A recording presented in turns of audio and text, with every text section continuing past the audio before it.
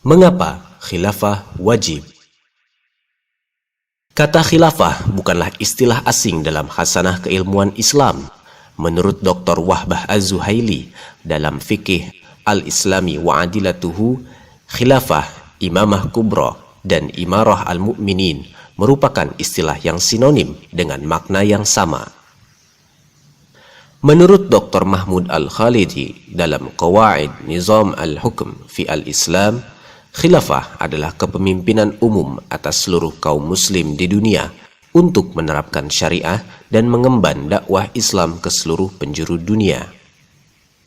Karena merupakan istilah Islam, khilafah adalah bagian dari ajaran Islam sebagaimana sholat, puasa, zakat, haji, dan lainnya. Terlebih, menegakkan khilafah adalah wajib menurut syariah Islam. Bahkan, khilafah merupakan tajul furud atau mahkota kewajiban. Pasalnya, tanpa khilafah sebagaimana saat ini, sebagian besar syariah Islam di bidang pendidikan, ekonomi, sosial, pemerintahan, politik luar negeri, hukum atau peradilan, dan sebagainya terabaikan.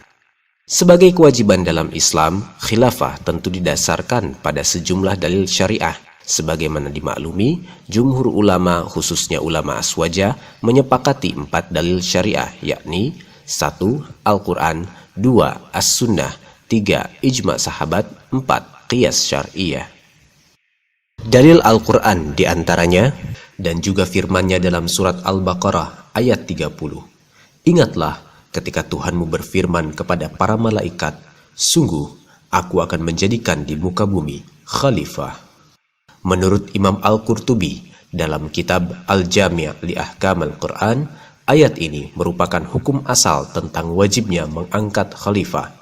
Bahkan ia kemudian menegaskan tidak ada perbedaan pendapat mengenai kewajiban mengangkat khalifah ini di kalangan umat dan para imam mazhab, kecuali pendapat yang diriwayatkan dari Al-Asam yang tuli tentang syariah.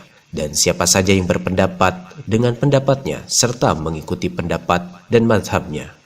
Dalil As-Sunnah diantaranya sabda Rasulullah SAW, siapa saja yang mati sedangkan di lehernya tidak ada baiat kepada imam atau khalifah, maka ia mati jahiliyah. Hadis riwayat Muslim.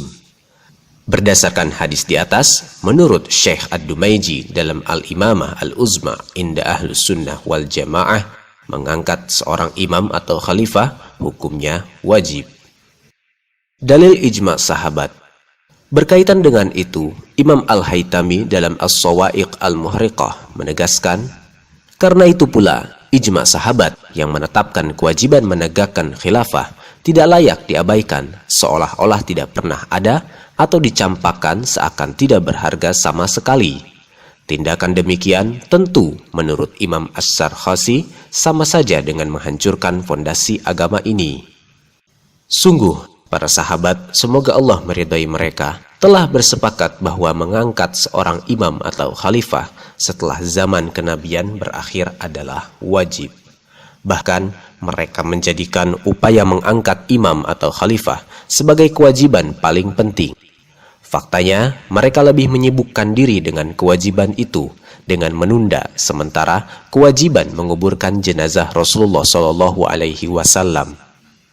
Lebih dari itu, Rasulullah SAW menegaskan bahwa imam atau khalifah atas kaum muslim sedunia tidak boleh berbilang. Jika dibaiat 2 orang khalifah, maka perangilah yang terakhir dari keduanya. Hadis riwayat Muslim.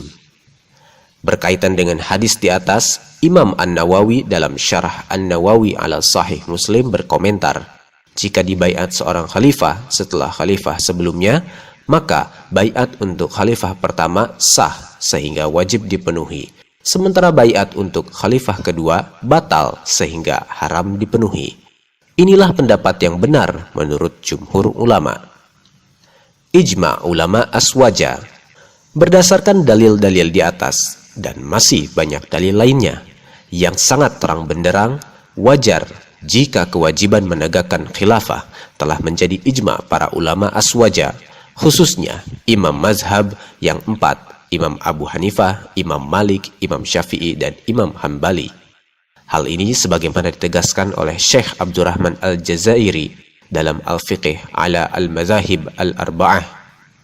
Para imam madhab yang 4 telah bersepakat bahwa imamah atau khilafah adalah wajib.